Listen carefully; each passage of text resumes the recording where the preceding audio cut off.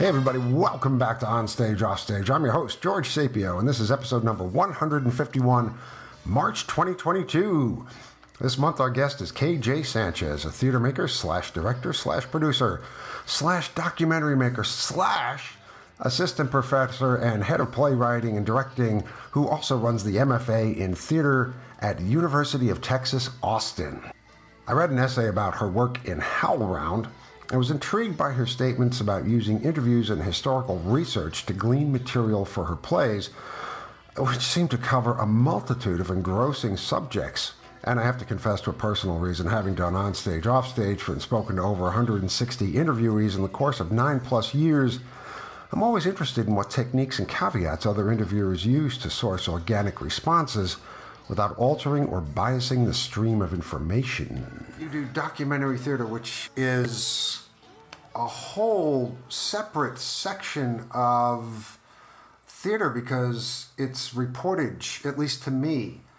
And you're dealing with real people, and facts are important more, as well as story.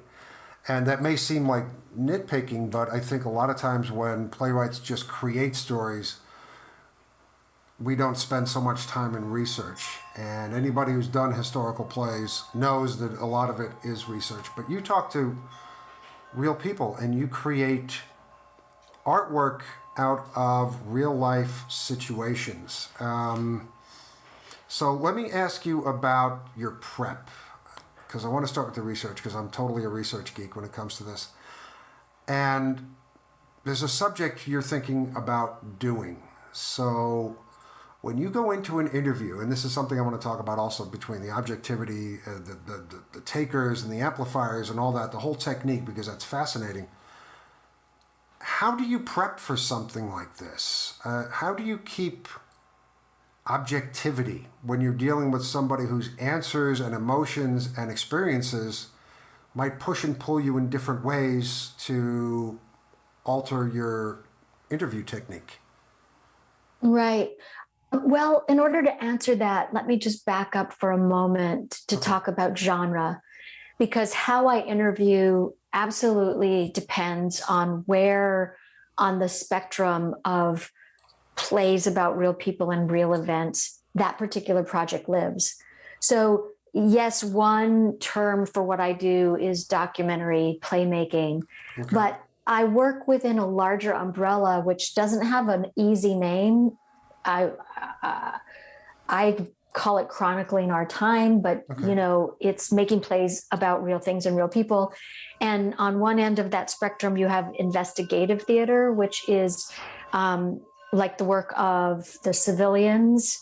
And I would say perhaps Tectonic Theater Company lives there, where there's a question or there's an event that is being investigated. And then particularly with the civilians, and my work falls sometimes at this far left end of the spectrum, in that you're looking at a moment in time, asking questions about it. But then the play you make based off of that might have fictive sections or might all be fiction as a fictional reflection of that. And then on the other very far end of that same spectrum, under this big umbrella, is verbatim theater and documentary theater. And so that is straight up reportage, although nothing can be assumed to be completely subjective and simple journalism, because everything is influenced by the frame that you put around it. Everything is influenced by what you choose to put in the play and what you don't put in the play, and the chronology with which you tell the story. So there's still writing that happens. So I think it's a little bit of a myth to think that anything is actually taking a slice of life and putting it on stage. By the very act of putting it on stage, we're fictionalizing it to some degree or other. But I do try my particular interest. I'm fascinated with this genre because I fell in love with real things and real people, because, as the saying goes, you can't make this shit up. And what really happens in the world is so fascinating and complex and complicated and maddening and shocking and imaginative that all you need to do is take time to listen, and you will find an incredible story to share with others. And so each project has had a different place in that spectrum, from investigative theater to verbatim theater. It all depends on the subject. So, for example, I co-wrote Reentry with Emily Ackerman, and that play is very, very much in the verbatim documentary theater camp. And what that means is 98% of the dialogue came from the transcriptions of our interviews. Gotcha. And we didn't change the interviewee's intent in any way, shape, or form to tell the story. We told the story as it was unfolding. We spent time with a handful of Marines returning from Iraq and Afghanistan who had been on multiple combat deployments. And over the course of 2 years, things happened in their life. And when they happened, that's when they went into the play. So I think it was the closest to really capturing, and the closest to what you were referring to as reportage that I've gotten. And then other times I will interview people depending on the subject. So, for example, recently I've been making work about the history of King Records, which was a record label in the 50s in Cincinnati. I've made 2 plays, 2 musicals out of them so far, right. And I hope to make a third. And so I did a lot of research and I interviewed people. And I put those, so I interviewed one particular drummer, Philip Paul, who just recently passed away. May he rest in peace. But the transcriptions from my interviews with him were the core of that play called Cincinnati King. But then there were other characters that I wanted to represent in the play that were no longer with us. And so I had to invent a world in which their stories could come into the play. And so what I invented was that we're being visited by the ghosts of these 2 people. But their dialogue came from interviews with their family members, from recordings of the real people being interviewed, from articles. So getting back to your question about research, and was it, how do I, now I've given so much backstory, I have forgotten the specificity of your question. It was a very long question, and I apologize for that. I kept looking at my notes going, oh, there's so much I want to talk to you about. How do I frame this? All right. You started talking about King Records. What drew you to that subject in the first place? Because go ahead. Yeah. That one was a gimme. It was a gift. Blake Robeson had taken over as artistic director of Cincinnati Playhouse, and wanted to use the development of a play as a way of getting to know his communities and his neighbors and his city. And so he asked his board and associates with the theater, what is a story that is uniquely Cincinnati? And they all said King Records. And so he called me. He had, as artistic director of Roundabout Theater, had presented Reentry. And so he knew that this was work that I did. And so he called me and said, would you be interested in a commission to conduct interviews and make something about King Records? And as the minute that I started listening to the music and researching it, I completely fell head over heels into that world. It was so fascinating. One, because there were musicians that were still alive in their 80s and 90s who had played on King Records albums, so I could actually talk to the people that made the work. There were just great stories about the founder. Sid Nathan was just like such a character. Like, how could you not put him into a play? And there were a lot. And then I was so compelled by the story of Little Ray John, who was the first one to sing the song Fever, that everybody thinks was, oh man, COVID fog is taking over my brain right now. Who do you think of when you think of the song Fever? Oh my goodness. What a lovely way to burn. Yes. You give me fever. Yeah. We both can't think of it. I've said this person's, I've been writing this play for 7 years, and why can I not think of, anyway. So Little Willie John was this Yeah. unknown to us at our time recording artist. And but incredibly popular when he was alive and when he was recording songs. But because it was before the advent of video recording of performances, there isn't a lot of material left except for his recordings. Yeah. And an incredible artist who died at the age of 30 in prison, sent to prison for a murder that was clearly self-defense. So anyway, I became just absolutely fascinated, and that's how all of this works. Is really I'm either given or most often stumble upon a question or an idea, and once I have that defining question, then everything follows after that. So with King Records, my question was, what is the transaction rate between and what kind of artist? Here's the real question. What that question was, what kind of artist do I want to be? Do I want to be the steadfast studio musician like Philip Paul, who does his job well, in and out every day, having a long career, still playing music at the age of 93, but not getting this huge celebrity that big stars get? Or the Sid Nathan, who was just a force of personality, the micromanager, the person who pushes the rock up the hill, Right. And dies of an early age from stress because you have to fight so hard to make something happen. Or the brilliant artist, Little Willie John, who's on this planet for a brief period of time, but everything he made was a spectacular shining star. Gotcha. And I think that those are three categories we can look at a lot of different artists in. And so my writing these plays about King Records is my way of working through my questions, my loves, my concerns, my epiphanies, my regrets, all around being an artist. Another play that I made about football was a very simple question, which was just, what does American football give us, and what does it take away, and is it worth it? I would or love with to know Reentry, the it answer to was that question. Yes. and with Reentry, it was, how do you go from combat to standing in line at the grocery store? And Yeah.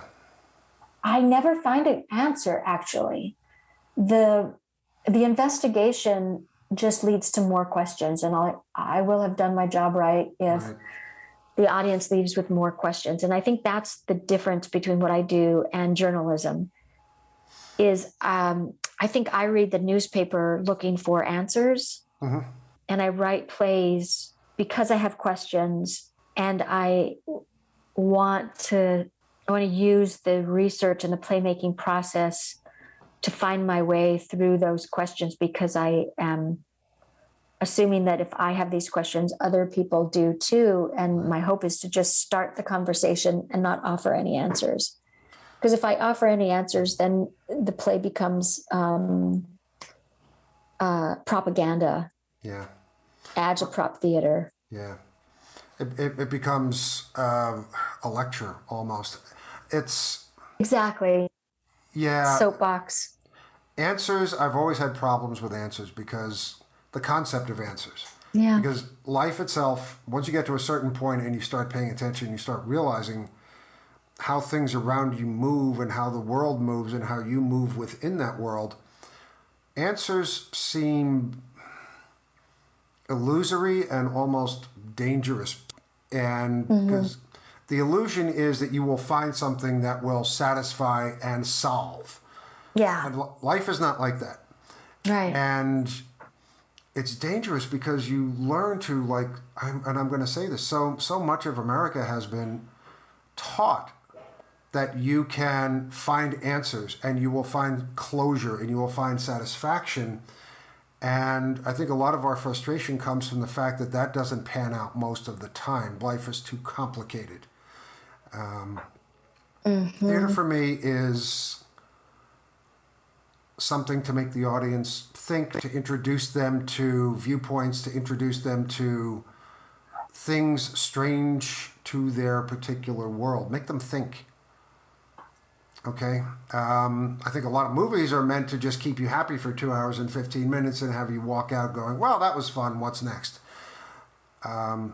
Good theater for me is, okay, I think I need to think about this just a little bit because all of a sudden my status quo has just been a little bit upset. Yeah, Uh, exactly. yeah. Um, okay, so as the playwright, or yes, as the playwright or constructor of these projects, I guess. When you walk into something, I would assume, and I could very easily be wrong, that you have an idea about what it is you want to come out with. A vague idea, probably at best.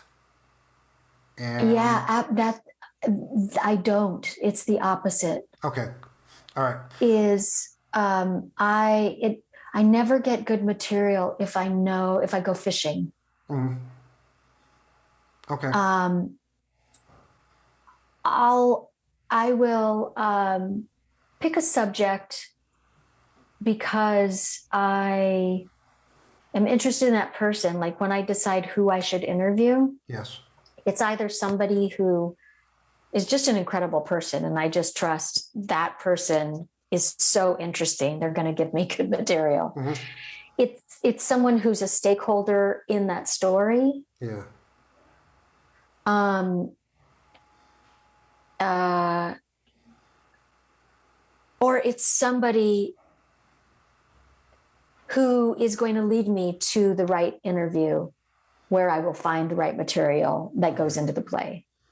okay, But if I'm, for instance, with reentry, even though my personal politics, I was particularly at that time, I was so opposed to the wars in Iraq and Afghanistan and went to every anti-war protest I could find.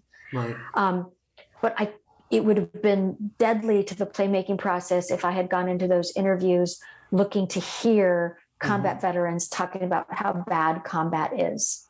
right, I had to set aside my own agenda. I had to set aside all of my own politics. And I had to simply listen to what serving in war means for them.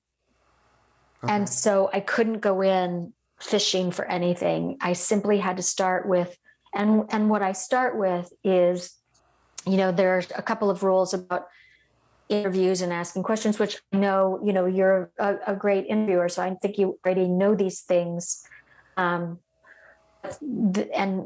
much of the audience listening probably knows too, but my job is to say obvious things sometimes, maybe. But the things that lead to terrible answers yeah, are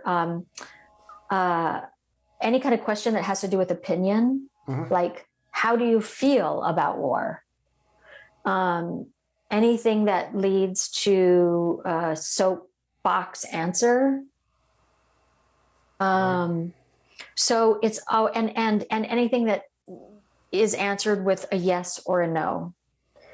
So instead of asking what do you feel about war, I want to focus on a specific thing, really super specific. And those are the questions that will lead the interviewee down a tangential path. And the tangents is where all of the greatest material comes from. So, for example, if I am interviewing a combat veteran, first question I might ask is, tell me about the specific moment when you returned from deployment. Where were you? Who met you when you arrived? What did you do that night? Right. And so if they might say, my wife met me and we got home and all of our neighbors were there they had a barbecue for me when I arrived. Then I asked specific things about that barbecue. What was cooked? Who was there? What did you eat? Tell me. And all I have to really say is tell me about it, Right. and tell me more. And then I might find that say, well, when you come back from combat, the last thing you want to smell is the smell of burning flesh. And so a barbecue where all of these meats are being cooked triggers me back to a moment in war when I experienced, or it was 4th of July and there were fireworks, and I don't like the sound of fireworks. So me and the dog get scared with fireworks. So me and the dog went into the garage together. Right. And I would have never gotten to those like beautiful human moments if I had started with, tell me how bad war is. Like the beauty of it is in the mundane and then in the minutia. Right. And who wants to hear anybody else's opinion anyway? We want stories, right? I do. I find. Yeah. So I consider my job. Oh, go ahead, George. Sorry, No. Please, finish your answer. Oh, I was just going to say. So my job is in two parts. One, as a researcher, on my own, I study the subject as much as I can. So with reentry, I read all the books that are on the Marine Corps Commandant's reading list for Marine Corps officers. They read while they're training to be an officer. Mm-hmm. I read books on leadership. I read books on like the physiological experience of being in war. Read books on like the history of training war fighters. Read books on the therapeutic treatments of post-traumatic stress. Sure.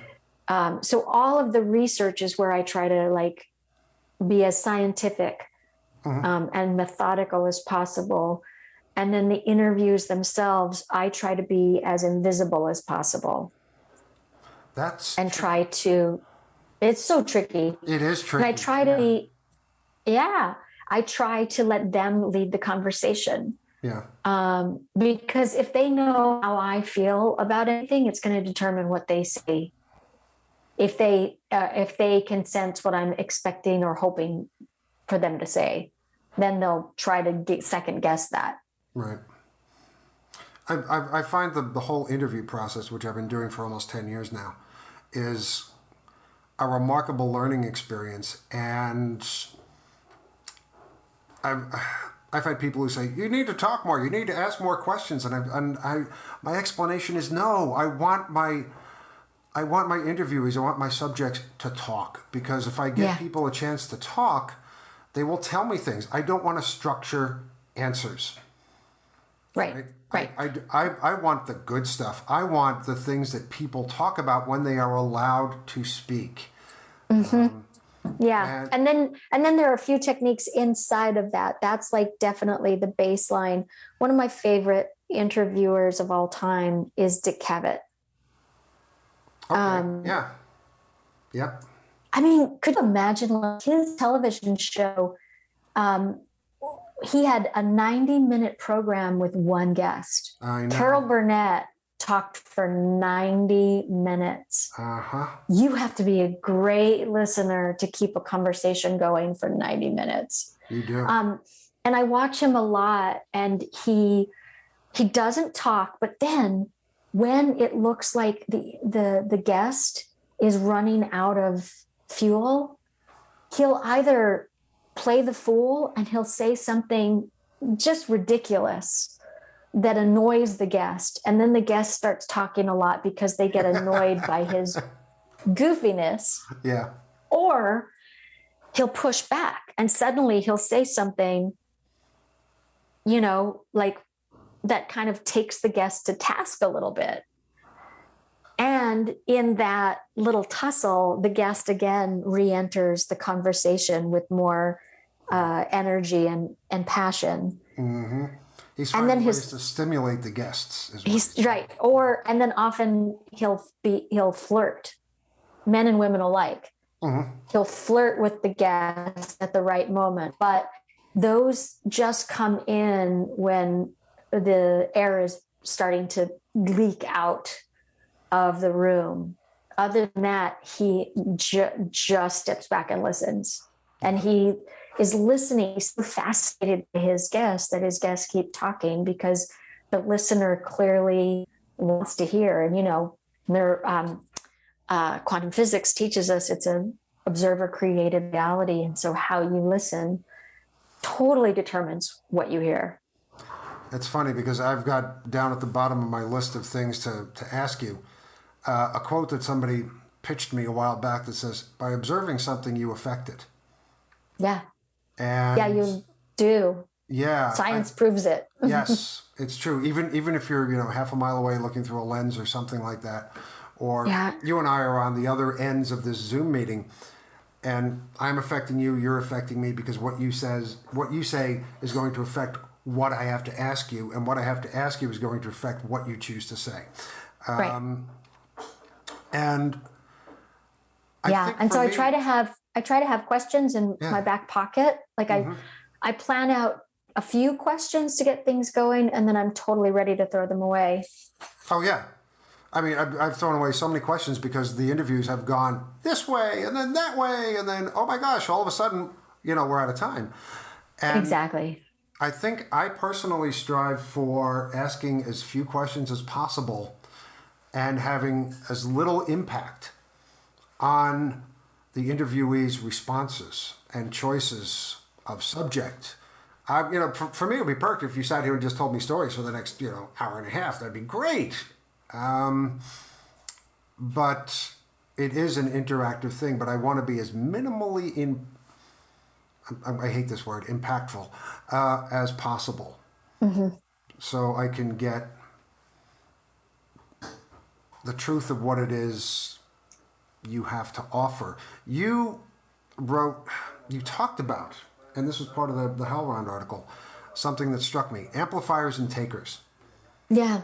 And this goes through the technique of, interviewing, and, anybody can crowbar an interview and just manipulate the questions so the interviewee has to stay within a particular box of acceptable answers, which I don't want to do. Or you can amplify. Well, it's better if you talk about it because it was your quote. Yeah. I've been thinking about it a lot because making plays about real people and real events is becoming more and more popular. Yeah. And I get called into panel discussions and mentorships or advising all around the ethics of what it means to take somebody's story and put it on stage. And I've been thinking a lot about those of us who make plays about a real person. We are either takers or we're amplifiers.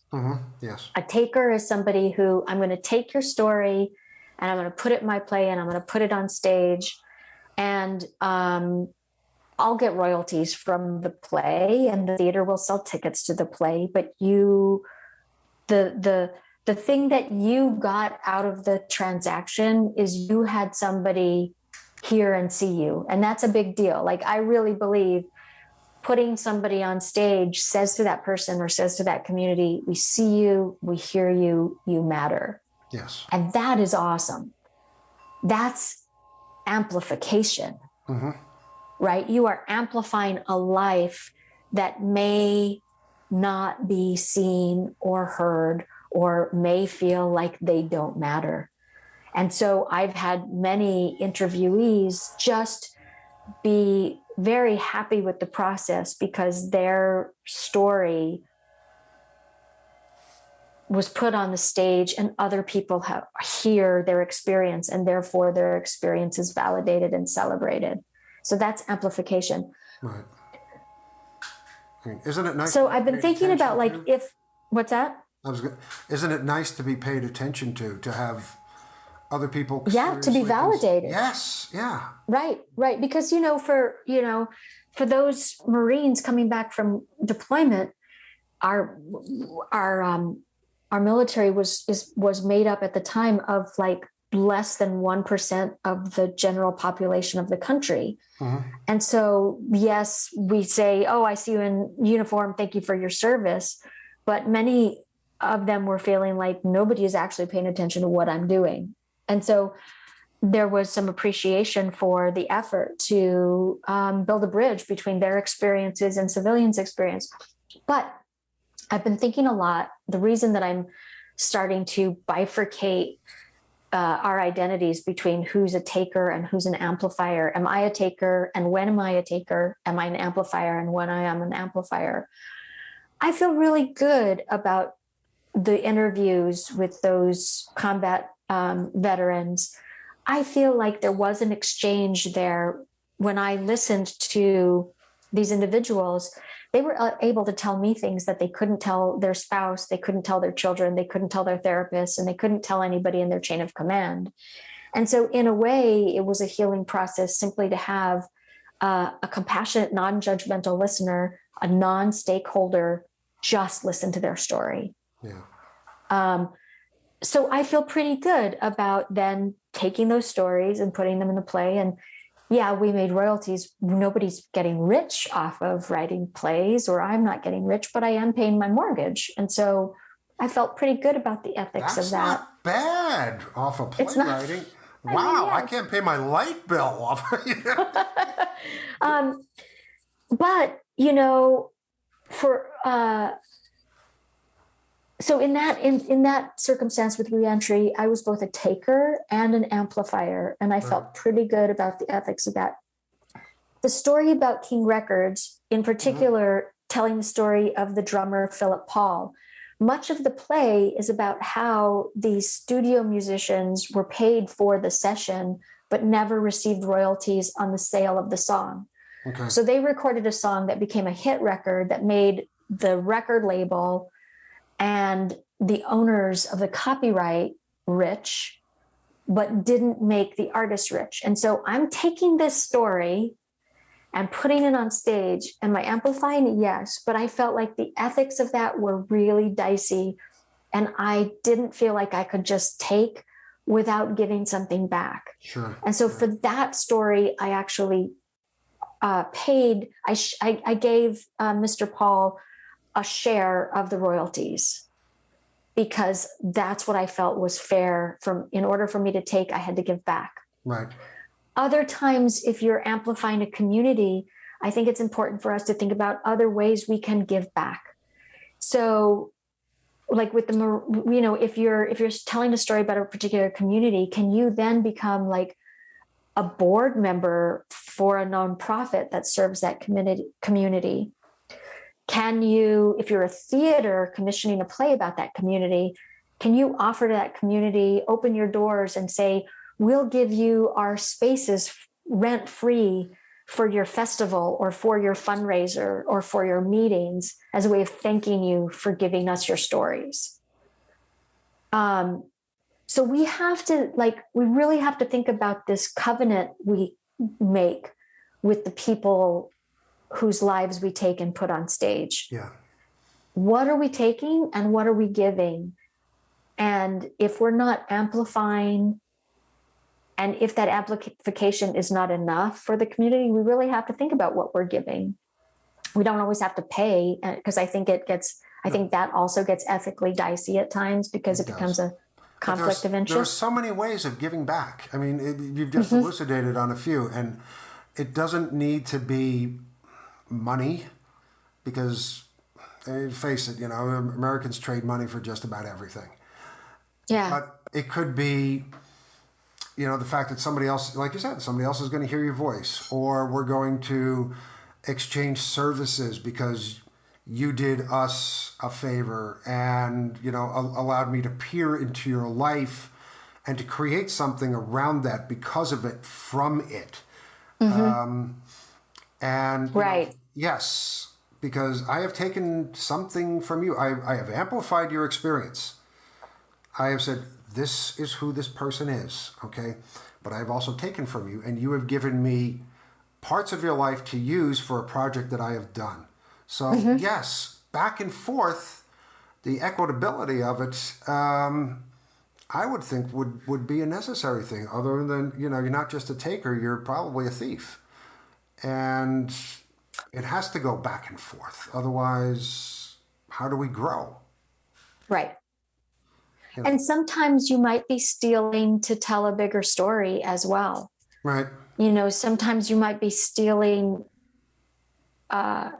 details of an event because what you're trying to shed light on is a larger question or a larger issue that you feel it's important for all of us to pay attention to. Yeah.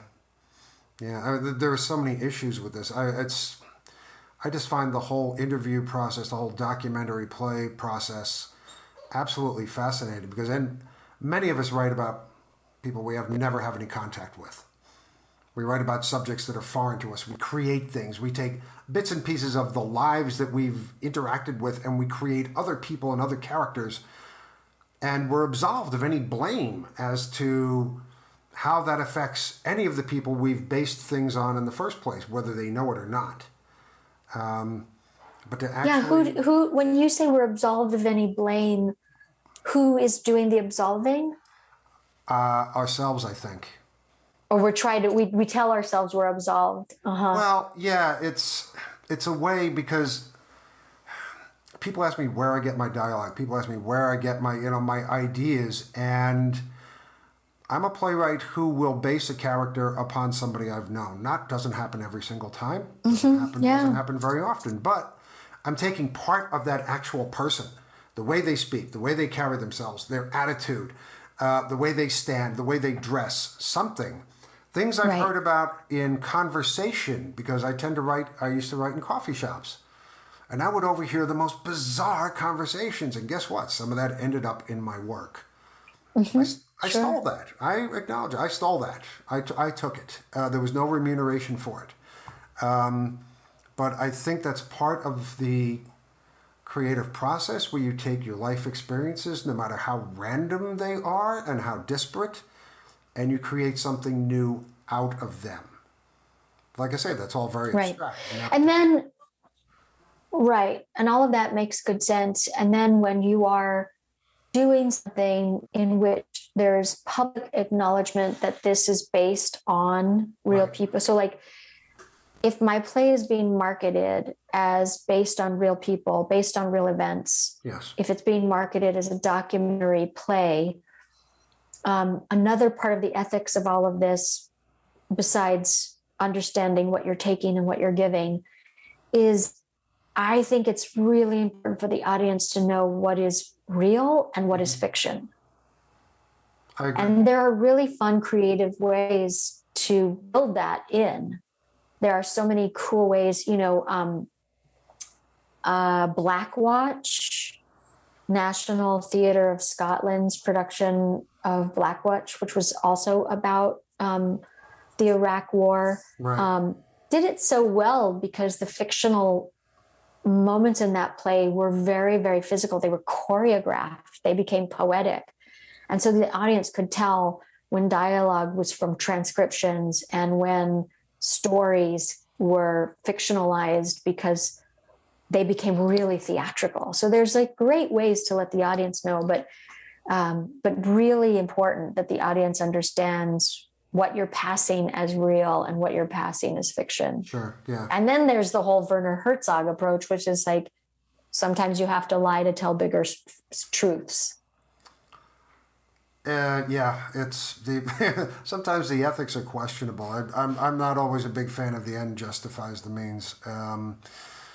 I'd like to think that the means somehow are equitable, are fair, are without victimization.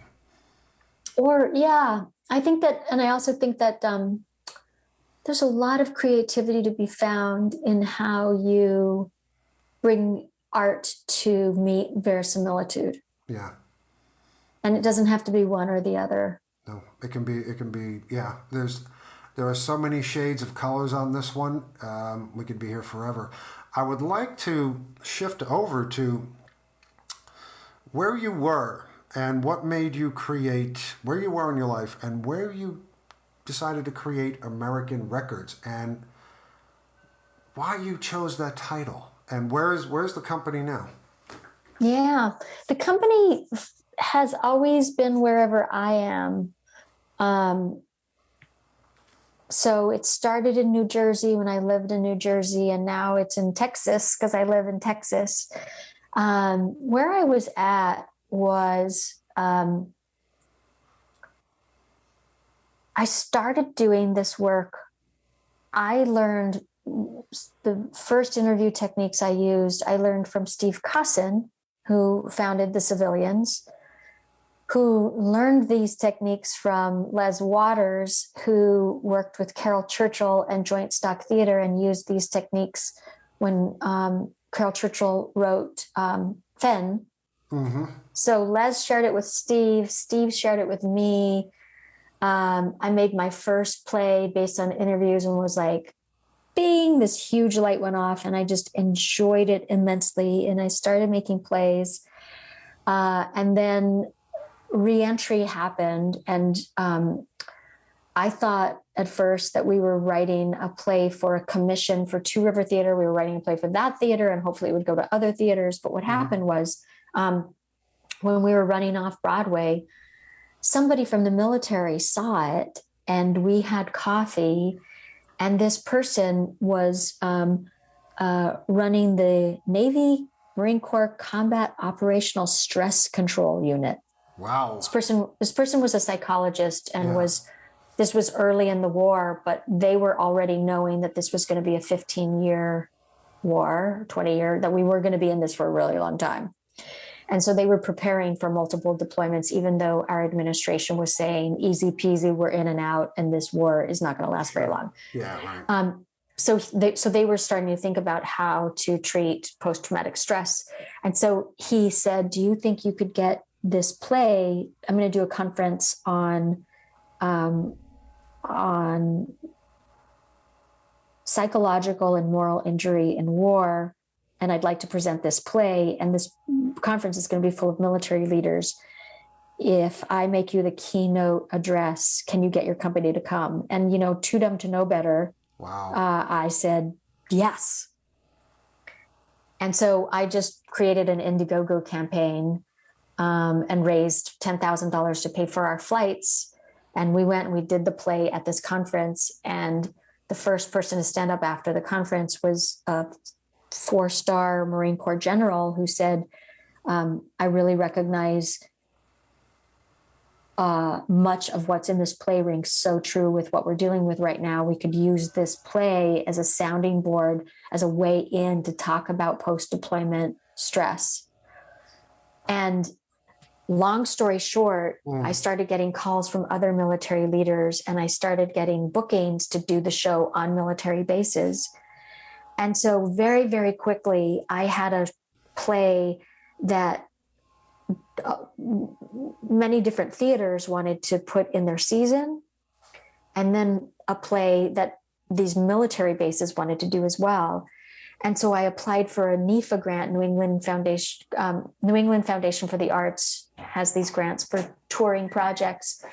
So I was getting bookings for the play, and I knew that I needed to work very, very quickly to create like a production company. Right. Because I could have each organization produce it themselves in one-offs, but I felt like I wanted more control over the product. Sure. And so I very, very quickly had to make my own company.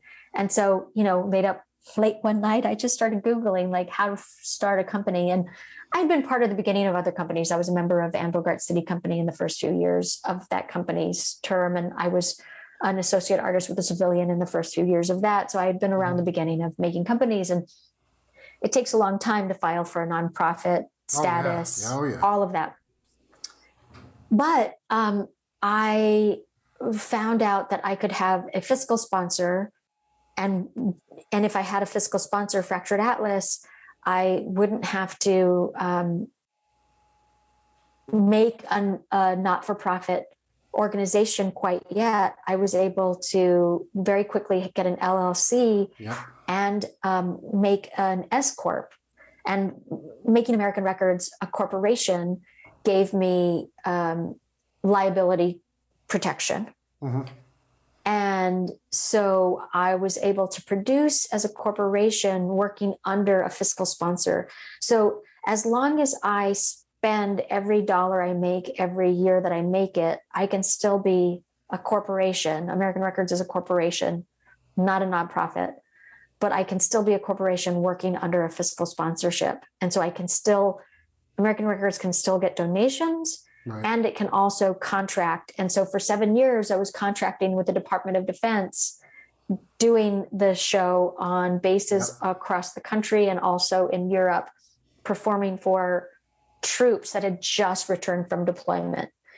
And so this was like, I made this company in, honestly, 3 months' time. Okay. And I was first thinking of calling it something pretentious, like the Institute for Examination of Life or something. I don't remember what it was. But I was out to dinner with Maria Stryer, who runs Club Thumb, and Maria Goyanes, who now is the artistic director of Woolly Mammoth Theater in DC. Right.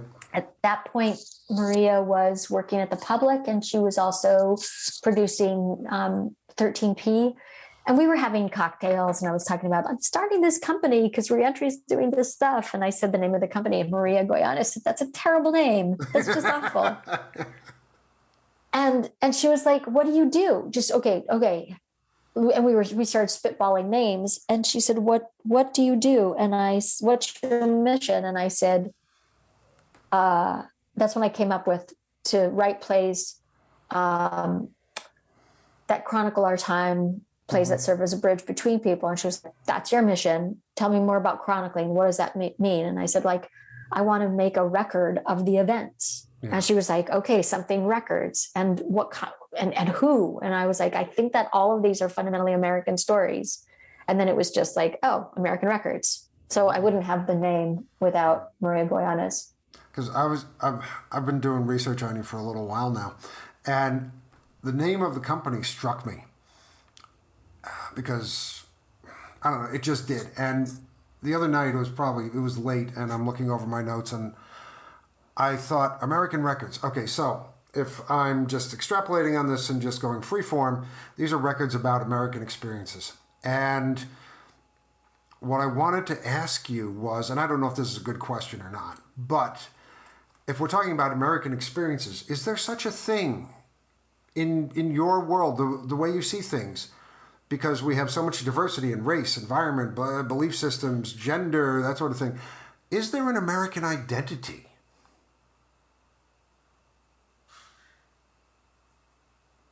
I am not equipped to answer that question. Okay, that's fine. I don't even know. I know. I think there are many American mythologies. It's a big question, and I think it's huge. It's a great question. It's a huge question. And it's not a yes or no question either. This is. I think American Records just sounded good, and also all of the stories did take place in this country. And I do think and I've made so many plays about so many different subjects, from football to what is it like to be a middle schooler, to people who work in the death industry, like grave diggers and people who make coffins, and funeral directors, to an adaptation of Walden. But they're all in some way chronicling an American experience.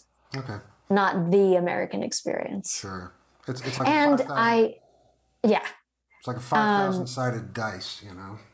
Exactly. And who I like to consider a spiritual great grandfather is Studs Terkel, and working, just felt so fundamentally American. That should be a required reading for every college or every high school, I think. Yeah. KJ Sanchez, this has been so much fun, and time has flown by so fast. I honestly could sit here for another hour and a half doing this, but it's Friday afternoon and both of us need to get to the weekend. But thank you so much for stopping by and sharing your work with us, and sharing your ideas, and sharing your experiences. This has been absolutely wonderful. Thank you. Oh, I'm so glad. It was my pleasure. Thanks a bunch. Hey kids, thanks for listening to On Stage, Off Stage. On Stage, Off Stage is produced monthly, and all of our shows can be found at onstageoffstage.org and also on iTunes and Spotify. If you enjoy what we do, please recommend us to your friends. Don't forget to like us on Facebook and follow us on Twitter at OnOffStage.